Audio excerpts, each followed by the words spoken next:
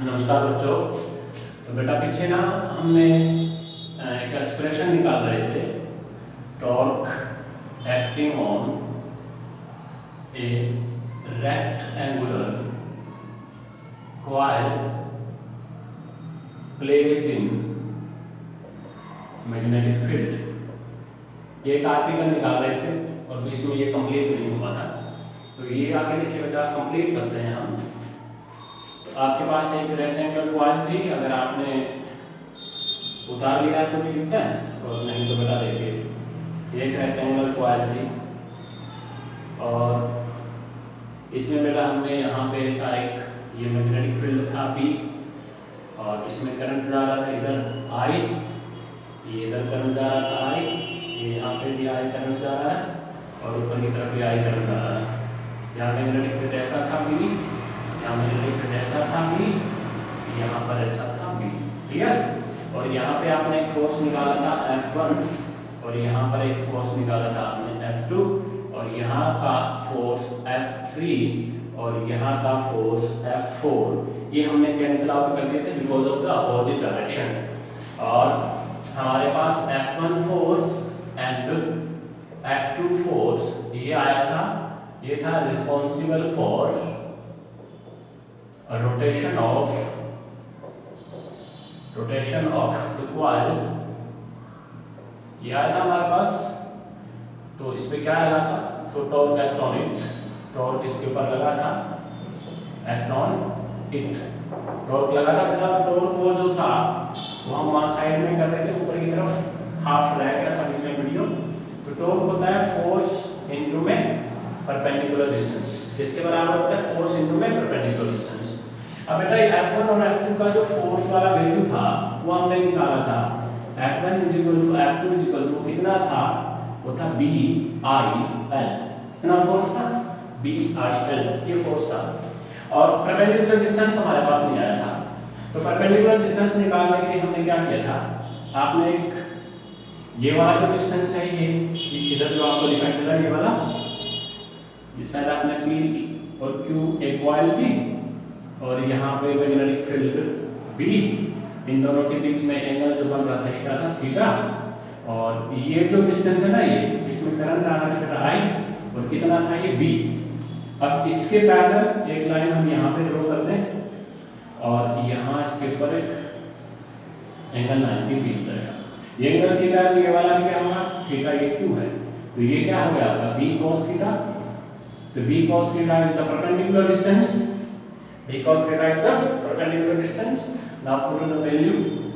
F is equal to tau is equal to F का B I L into में B cos theta, B cos theta।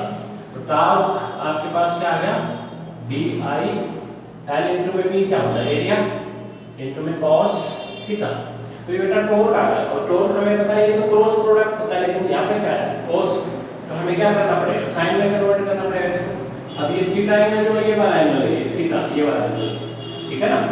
आप क्या करेंगे, ये वाला जो है ना यहाँ पे परपेंडिकुलर डाल दीजिए ऐसे नॉर्मल, क्या आपने नॉर्मल डाल दिया n डैश, और ये बाकी बचा हुआ एंगल जो है ना ये आपने कितना मान लिया, अल्फा।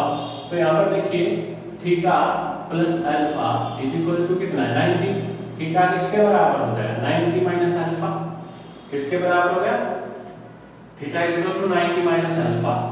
तो आपके पास torque is equal to BIA cos 90 minus alpha, तो ये आपका 90 माइनस अल्फा कितना हो जाएगा, BIA sin अल्फा हो जाएगा, क्या हो जाएगा, sin अल्फा।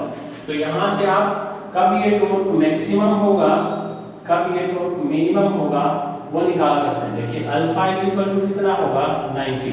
अल्फा 90 होने का मतलब ये P और P इनके बीच में, कॉइल के बीच, और जैसे ये आपके पास कॉइल थी और यहाँ से मैग्नेटिक फील्ड इसको टकराएगा 90 परपेंडिकुलर, तो मैक्सिमम लगेगा।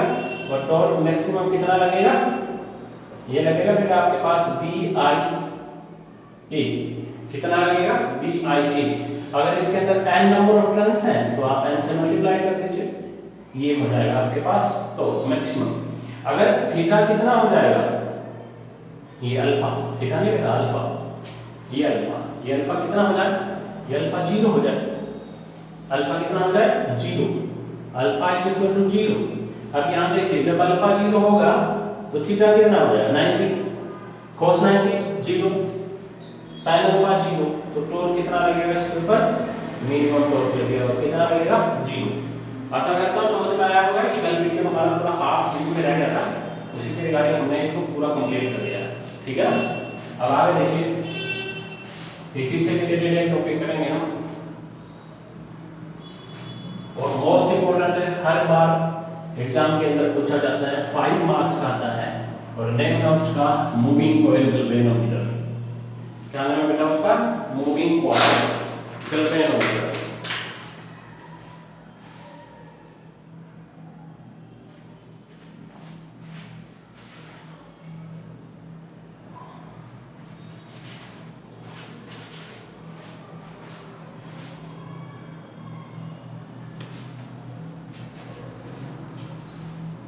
तो देखिए मूविंग कॉइल गैल्वेनोमीटर, देखिए most important moving coil galvanometer, बहुत इंपॉर्टेंट है ये टॉपिक, मूविंग कॉइल गैल्वेनोमीटर बहुत ज्यादा इंपॉर्टेंट है ये। तो इसके बारे में पढ़ें, देखिए क्या है। सबसे पहले तो ये मूविंग कॉइल गैल्वेनोमीटर है क्या, सबसे पहले हम इसकी क्या लिखेंगे, डेफिनेशन। तो मूविंग कॉइल गैल्वेनोमीटर क्या बेटा, it is a electrical device, it is a electrical device used to measure very small quantity of current की वेरी स्मॉल वैल्यू को ये मापता है। करंट को तो एमीटर भी मापता है, लेकिन ये वेरी स्मॉल वैल्यू को मापता है। फिर बेटा इसका प्रिंसिपल लिखोगे आप, ये कौन से प्रिंसिपल पे बेस्ड है। प्रिंसिपल अब जो हम रेक्टेंगुलर कॉइल पढ़ गए वो इसका प्रिंसिपल हम लिख सकते हैं, ऐसा लिख सकते हैं, it is based on the fact that torque is acting on a rectangular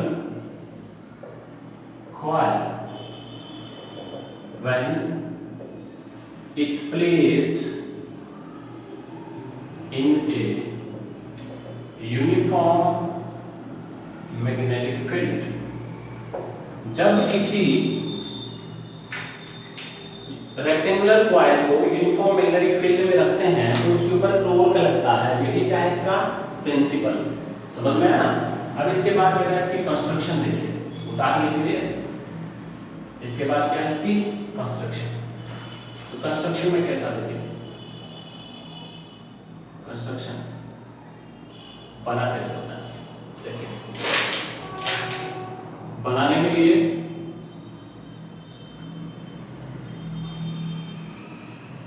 इसमें तो ऐसे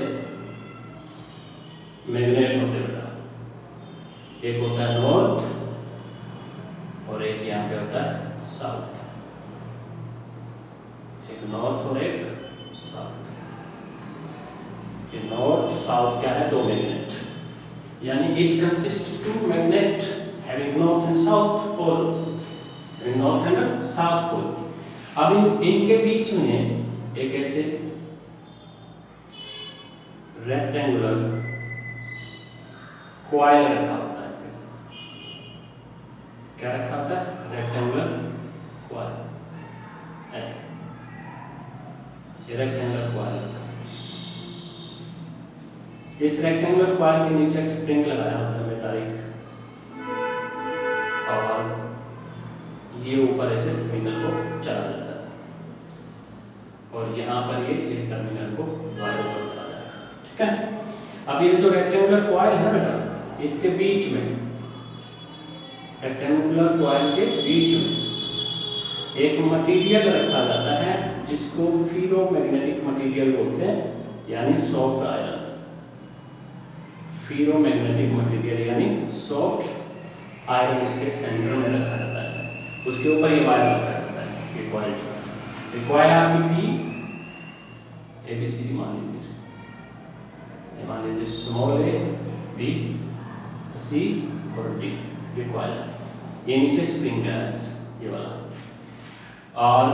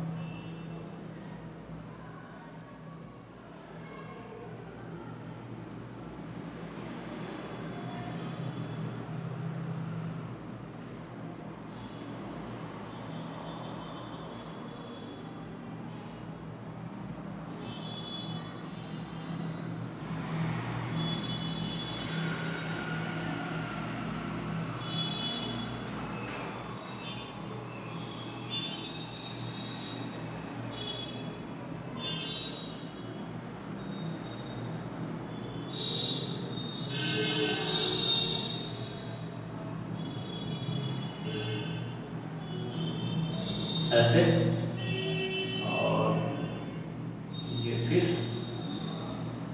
ऐसे, ठीक है ना बेटा। और यहाँ ये जो कॉइल का ऊपर पार्ट है ना, यहाँ पर एक मिरर लगा होता है, और यहाँ से ये वायर से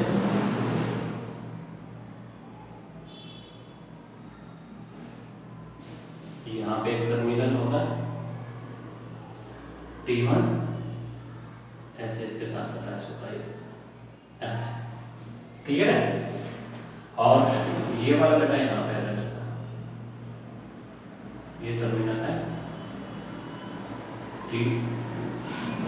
अब इसके पार्ट्स के नाम लेते हैं। अब ये मैग्नेट, ये क्या है मैग्नेट, और ये ABCD, ये है रेक्टेंगुलर कॉइल, ये क्या है रेक्टेंगुलर कॉइल। ये जो बीच में रखा हुआ है ये इधर दे देता हूँ, ये है बेटा फेरोमैग्नेटिक मटेरियल। फेरोमैग्नेटिक वो मटेरियल होते हैं जो का मैग्नेटिज्म रखने की पावर रखते हैं, वो होता है सॉफ्ट आयरन। क्या होता है सॉफ्ट आयरन। ये जो होता है बेटा यहाँ, ये स्प्रिंग होता है, मेटालिक स्प्रिंग। यहाँ पे ये मीटर होता है, मीटर। ये जो वायर है ये फास्फो ब्रॉन्ज का वायर, फास्फो ब्रॉन्ज वायर, ठीक है ना। ऊपर वाले पार्ट को अपेक्स बोल देते हैं और नीचे वाले पार्ट को बेस बोल देते हैं, ठीक है ना। अब क्या होगा कि ये जो टर्मिनल है ना, यहाँ पर हम वायर लगा देंगे, यहाँ बैटरी लगा देंगे ऐसे। फिर आपको डायग्राम में नहीं लगा रहा है, लेकिन आपको बता रहा हूँ कि यहाँ बैटरी लगा देंगे, यहाँ से करंट आएगा, वो करंट इसमें से जाएगा, इसमें से जाएगा। अगर मापना है करंट तो लगाना है इसमें, ऐसे जाएगा, इधर नीचे जाएगा, इधर ऊपर जाएगा, ऐसे ऐसे और ऐसे ऐसे ऐसे होता हुआ स्प्रिंग में से कहाँ पे चला जाता है, टर्मिनल T2 में से बाहर निकल जाता है, सर्किट कंप्लीट हो गया। तो इसकी कंस्ट्रक्शन थी, इसमें आपको लिखना क्या है कंस्ट्रक्शन में, इसमें थ्योरी लिखनी होती है पूरी इसकी रोल कि ये इसके अंदर कौन से पार्ट है। तो इसमें पार्ट कौन सा है, it consist of two strong electromagnet having north and south pole, a ferromagnetic material mainly soft iron placed in between the magnets that bounded with a ABCD rectangular metallic coil. The lower part of coil connected with the T2 by spring S and terminal T1 connect with coil by wheeler. ये इसका construction आप लिख देना, book में से थोड़ा सा देख के आप पता कर सकते हैं, उसमें समझाने वाली कोई बात नहीं, जो था मैंने आपके सामने डायग्राम बना दिया। अब आते हैं इसकी वर्किंग एंड थ्योरी, ये इंपॉर्टेंट है, ये अगर आपको उसमें समझ में नहीं आएगी। वर्किंग एंड थ्योरी के बारे में हम थोड़ा सा पढ़ लेते हैं कि आपका ये जो गैल्वेनोमीटर है, इसकी वर्किंग और थ्योरी किस तरह से हम इसको एक्सप्लेन कर सकते हैं। तो देखिए पहले हिंदी में बता देता हूँ, सुन लीजिएगा। जैसे ही करंट आया इसमें से, करंट आया, ये N ये S, इन दोनों के बीच में क्या है? मैग्नेटिक फील्ड है। इन दोनों के बीच में क्या है? Magnetic field. अब जैसे ही करंट इसके अंदर से आया, ये जो कॉइल है इसमें से जब जाएगा और यहाँ पर मैग्नेटिक फील्ड है, मैग्नेटिक फील्ड है, करंट कॉइल में से जा रहा है, तो उस पे क्या लगेगी? फोर्स लगेगी। जो पीछे हम रेक्टेंगुलर कॉइल के अंदर पढ़ के आए थे, कैसे रेक्टेंगुलर कॉइल है, अगर इसमें से करंट आ जा रहा है तो उसके ऊपर एक फोर्स लगती है, इधर नीचे लगती है, इधर ऊपर लगती है, ये वाली दोनों क्या हो जाती है? कैंसिल। तो वो फोर्स लगेगी इसके ऊपर, वो फोर्स का जो डायरेक्शन होगा वो हम किससे देंगे? फ्लेमिंग के लेफ्ट हैंड रूल से। और जब फोर्स लगेगी तो इस कॉइल का ये वाला जो है ना, यहाँ पर अपवर्ड फोर्स लगेगी, यहाँ पर डाउनवर्ड फोर्स लगेगी। अब अपवर्ड और डाउनवर्ड फोर्स लगने की वजह से ऐसे रोटेट कर जाएगी, और रोटेट जब करता है तो क्या होता है? उस पे टॉर्क एक्ट करता है। अब वो टॉर्क क्या कर रहा है? इस कॉइल को डिफ्लेक्ट कर रहा है, इसलिए उस टॉर्क को बोलते हैं डिफ्लेक्टिंग टॉर्क। समझ में आया? तो हम ऐसा लिख सकते हैं, when current pass through the coil that already placed in magnetic field, through the coil placed in magnetic field, और मैग्नेटिक फील्ड किसकी वजह से? नॉर्थ और साउथ पोल की वजह से। when the current pass through the coil placed in magnetic field, then torque act on it, so coil get deflection, hence this torque is called deflecting torque। और इस coil को, इस torque को कौन सा टॉर्क बोलेंगे बेटा? डिफ्लेक्टिंग टॉर्क बोलेंगे। अब डिफ्लेक्टिंग टॉर्क का मैक्सिमम वैल्यू पीछे पर क्या है? तो डिफ्लेक्टिंग टॉर्क इसके अंदर क्या होगा? Deflecting torque is equal to NPI, ये होता था ये तो में साइन अल्फा, तो साइन अल्फा वो तो मैक्सिमम के लिए क्या होगा? 90, क्योंकि हमने किसका यूज किया? फ्लेमिंग के लेफ्ट हैंड रूल का, तीनों के बीच में एंगल 90। अब ये करंट जैसे ही गया, कॉइल डिफ्लेक्ट हो गई। अब कॉइल के नीचे क्या बंधा हुआ है? स्प्रिंग बंधा हुआ है। अब ये कॉइल ऐसे से इधर मुड़ेगी तो ये स्प्रिंग भी क्या होगा? ट्विस्ट, इसमें भी ट्विस्ट आएगा, ऐसे घूमेगा। अब ये कॉइल को ऐसे घुमा तो स्प्रिंग भी साथ में घूम गया। अगर करंट बंद कर देंगे तो ये स्प्रिंग वापस आएगा, तो कॉइल भी क्या आ जाएगी? वापस।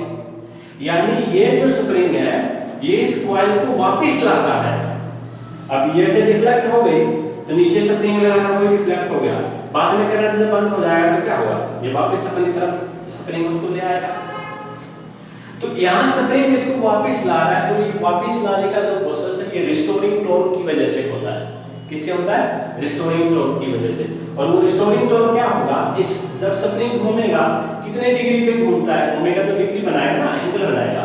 तो वो एंगल जो होगा वो एंगल ऑफ ट्विस्ट के डायरेक्टली प्रोपोर्शनल होता है। तो यहाँ पे लिखेंगे when coil deflected, then theta, angle of twist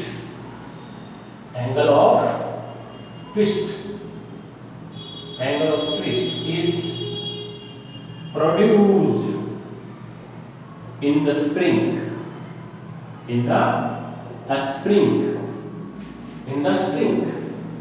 responsible for a torque called restoring torque। उस टॉर्क को क्या बोलेंगे बेटा? उस टॉर्क को हम रिस्टोरिंग टॉर्क बोलेंगे। तो restoring torque directly proportional to angle of twist. जब डायरेक्टली प्रोपोर्शनल का साइन हटेगा, यहाँ पे k लग जाएगा कांस्टेंट। k क्या लग जाएगा? कांस्टेंट। k कांस्टेंट लग गया। अब इसके बाद देखिए, अब जितना ज्यादा कॉइल डिफ्लेक्ट होगा उतना ज्यादा उसके अंदर एंगल ऑफ ट्विस्ट बनेगा।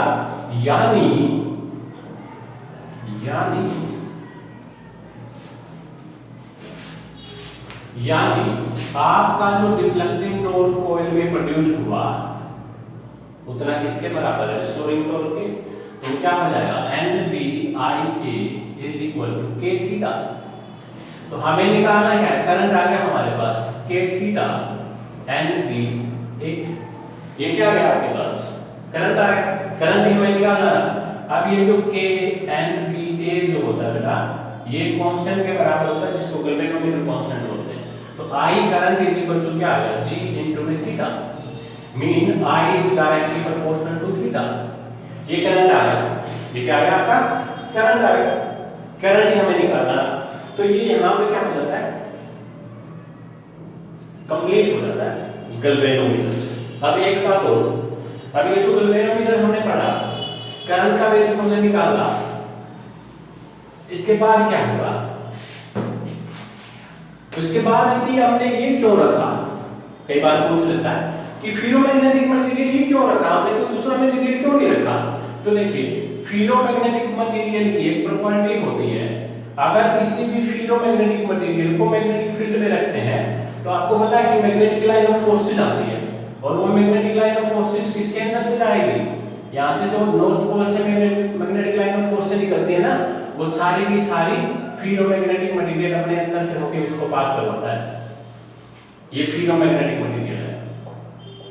अब बेटा ये फेरोमैग्नेटिक मटेरियल के अंदर सारी की सारी मैग्नेटिक लाइन ऑफ फोर्सेस निकलेगी। अब तो ये बहुत ज्यादा क्लोज होगी ईच अदर। अब क्लोज जब होगी तो मैग्नेटिक फील्ड क्या होगा, स्ट्रॉन्ग। तो फील्ड को स्ट्रॉन्ग बनाने के लिए, और वो जो स्ट्रॉन्ग फील्ड बनता है उसको रेडियल फील्ड बोलते हैं। समझ में आया बेटा? यानी हमने ये जो सॉफ्ट आयरन यहाँ पे रखा है फेरोमैग्नेटिक मटेरियल, ये हमने इसलिए रखा है क्योंकि सारी की सारी मैग्नेटिक लाइन ऑफ फोर्सेस जो है वो इसके अंदर से पास होती है। अब इसके अंदर से पास होगी तो वो नजदीक नजदीक होगी, और नजदीक नजदीक होगी तो फील्ड उतना ही ज्यादा स्ट्रॉन्ग होगा। और वो जो स्ट्रॉन्ग फील्ड होता है, उस स्ट्रॉन्ग फील्ड को क्या बोलते हैं हम, रेडियल फील्ड बोलते हैं। तो फील्ड को रेडियल बनाने के लिए, ऐसे आप ऑप्शन में आएगा तो लिख देना कि फील्ड को रेडियल बनाने के लिए हम इसका यूज करते हैं सॉफ्ट आयरन का। अब आता है इसमें करंट सेंसिटिविटी। इस गैल्वेनोमीटर की करंट सेंसिटिविटी कैसे निकालेंगे? तो करंट सेंसिटिविटी जो होता है बेटा, उसको किससे लिखते हैं, IS से लिखते हैं। किससे लिखते हैं, IS।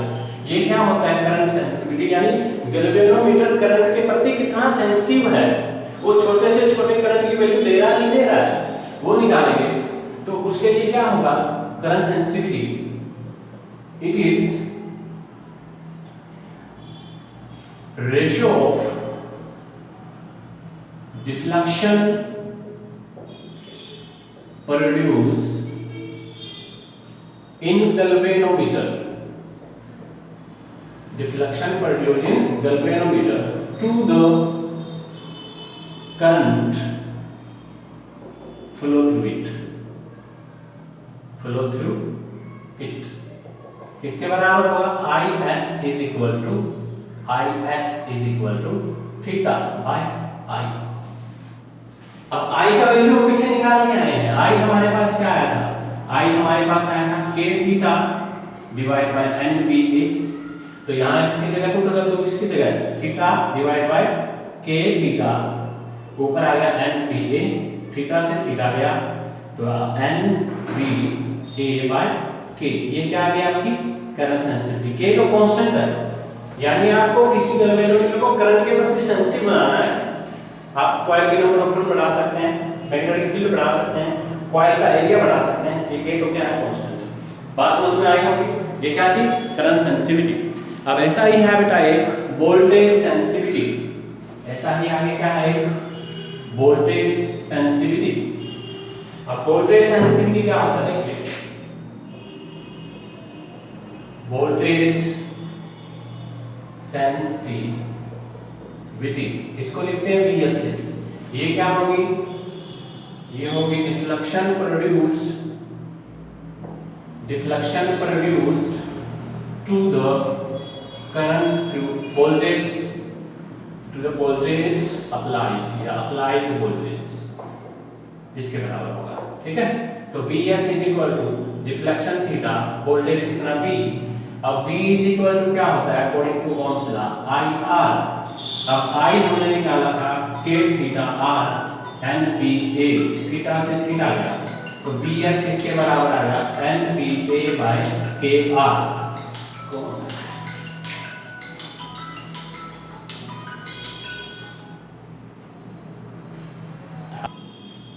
तो बेटा ये क्या था आपका वोल्टेज सेंसिटिविटी, यानी करंट अगर आपको गैल्वेनोमीटर जो है आपका उसको वोल्टेज के प्रति सेंसिटिव बनाना है तो आप क्या कर सकते हैं, आप नंबर ऑफ टर्न्स बढ़ा सकते हैं, मैग्नेटिक फील्ड बढ़ा सकते हैं, एरिया बढ़ा सकते हैं कॉइल का, रेजिस्टेंस कम करेंगे तो ही बढ़ेगा वोल्टेज, ठीक है ना, के की वैल्यू क्या होती है कांस्टेंट। तो ये बेटा गैल्वेनोमीटर था, जैसे हमने लिखा है वैसा ही आप लिखोगे। 5 मार्क्स का आता है, कितने मार्क्स का आता है 5 मार्क्स का, क्लियर है ना। अब देखते हैं आगे वाला टॉपिक इसी से रिलेटेड है, यूज में पढ़ लेते हैं हम। कई बार पूछ लेता है कि what is the use of galvanometer, तो यूज ऑफ गैल्वेनोमीटर में आप क्या लिख सकते हो, it is used to measure this very small quantity of current, ठीक है, और it can be converted into voltmeter as well as ammeter, यानी हम इस गैल्वेनोमीटर को एमीटर में भी बदल सकते हैं और गैल्वेनोमीटर को वोल्टमीटर में भी बदल सकते हैं। तो इसमें यूज में भी आप लिख सकते हो इसका, या आपसे वो पूछ लेगा how to convert galvanometer into ammeter. आप गैल्वेनोमीटर को एमीटर में कैसे बदलोगे, आप गैल्वेनोमीटर को एमीटर में कैसे बदलोगे, तो आप लिख सकते हो by connecting a low resistance को बेटा शंट बोलते हैं, SUNT shunt, by connecting a low resistance in parallel with galvanometer,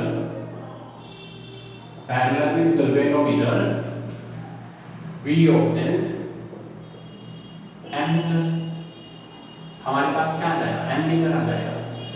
galvanometer के पैरेलल में आप शंट लगा दीजिए, शंट का मतलब होता है एक लो रेजिस्टेंस होता है, वो लगा दीजिए आप गैल्वेनोमीटर के पैरेलल में, वो आप गैल्वेनोमीटर के पैरेलल में लगा देंगे तो क्या आ जाएगा आपके पास आ जाएगा एमीटर। कैसे आएगा देखिए, अब ये गैल्वेनोमीटर है, अब इस गैल्वेनोमीटर का पूरा डायग्राम भी बनाना आपको, ये G है गैल्वेनोमीटर, ठीक है।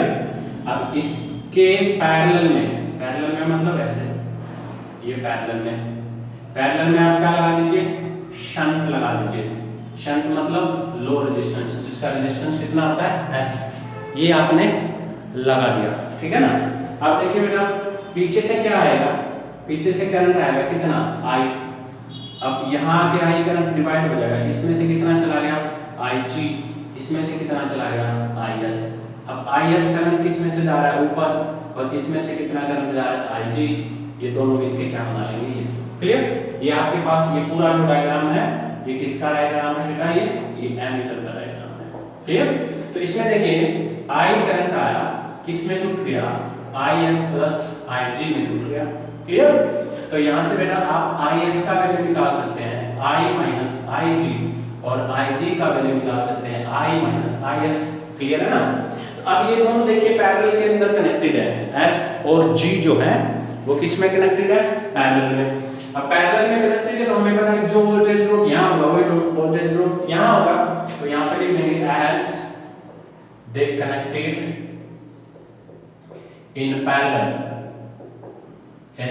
in parallel, so Vs is equal to Vg, इसके बराबर होगा।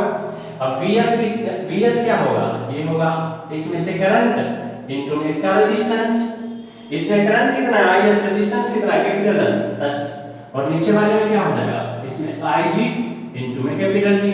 अब Is का वैल्यू ये वाला यहाँ पुट करिए, ये जो वैल्यू है ना Is का यहाँ पुट करिए, I माइनस Ig इनटू में S is equal to Ig into में G, अंदर मल्टीप्लाई करिए Is माइनस Ig इनटू में S is equal to Ig into में कैपिटल G, उसको उधर ले जाइए Is is equal to Ig S plus Ig into में कैपिटल G, इसमें से IG को कॉमन आप निकालिए, ये आ जाएगा S, ये IG जब कॉमन है इसमें से G प्लस S रहेगा ना अंदर, और यहाँ रहेगा S इंटू में I, उसको नीचे ले आइए, S divide by G plus S into में I is equal to IG।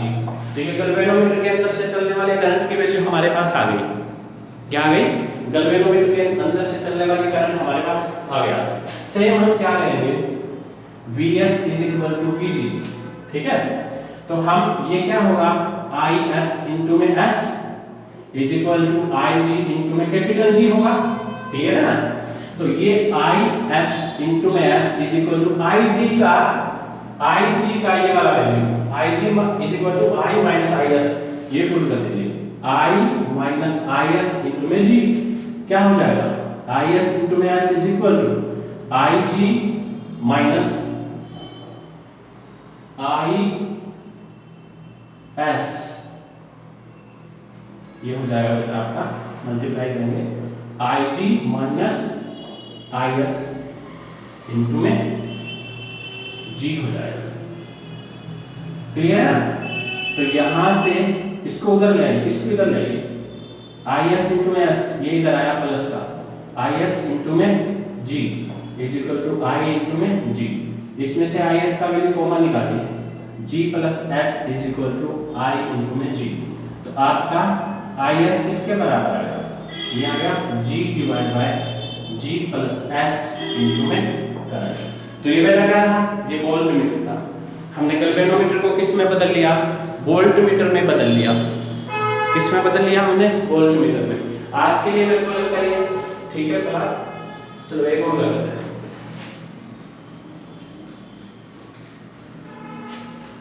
ये बात समझ में आई होगी आपको, वीडियो को एक बार और देख लीजिए, अच्छी तरह से समझ में आ रही है, ठीक है ना बेटा। अब आगे देखिए, दूसरा है, यूज में लिख सकते हैं इसको, how to convert galvanometer into voltmeter. आप गैल्वेनोमीटर को वोल्टमीटर में कैसे बदल सकते हो, आप गैल्वेनोमीटर को वोल्टमीटर में कैसे बदल सकते हो।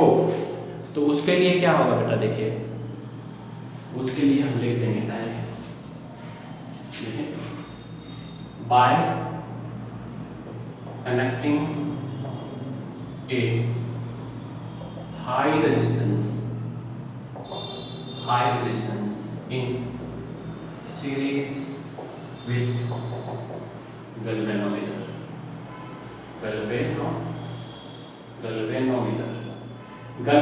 को क्या, गैल्वेनोमीटर के पैक सीरीज में क्या लगा दीजिए, हाई रेजिस्टेंस लगा दीजिए, वो क्या बन जाएगा, वोल्टमीटर। तो ये क्या है, ये बेटा गैल्वेनोमीटर है G, ठीक है, और इसके सीरीज में यहाँ लगा दीजिए, यहाँ लगा दीजिए, यहाँ लगा दिया, मान लीजिए, चलो यहाँ लगा दीजिए, आपको मर्जी जाओ, आप बुक में जहाँ लगा है वहाँ लगा देना, आप यहाँ लगा दिया हमने। इसका रेजिस्टेंस कितना है ये, अब इसमें से जो करंट आएगा उसको हम क्या मानेंगे, Ig मानेंगे, टोटल करंट Ig है इसमें से। अब यहाँ और यहाँ पर हमें क्या निकालना है, पोटेंशियल डिफरेंस V। तो V is equal to IR, V is equal to IR। तो ये हो जाएगा V is equal to I, R कितना है, R प्लस कैपिटल G। तो I करंट किसके बराबर हो जाएगा, V बाय इसके बराबर। ये आपका क्या वोल्टमीटर हो गया, क्या हो गया वोल्टमीटर। तो आज के लिए इतना ठीक है, कल हम करेंगे एक टॉपिक और इसमें इंपॉर्टेंट साइक्लोट्रॉन और उससे रिलेटेड कुछ फिनोमेना। साथ में हम पढ़ेंगे कि जब एक चार्ज पार्टिकल इलेक्ट्रिक फील्ड में एंट्री करेगा तो क्या होगा, जब एक चार्ज पार्टिकल मैग्नेटिक फील्ड में एंट्री करेगा तो क्या होगा, वो हम कल करेंगे, ठीक है। Okay, thank you.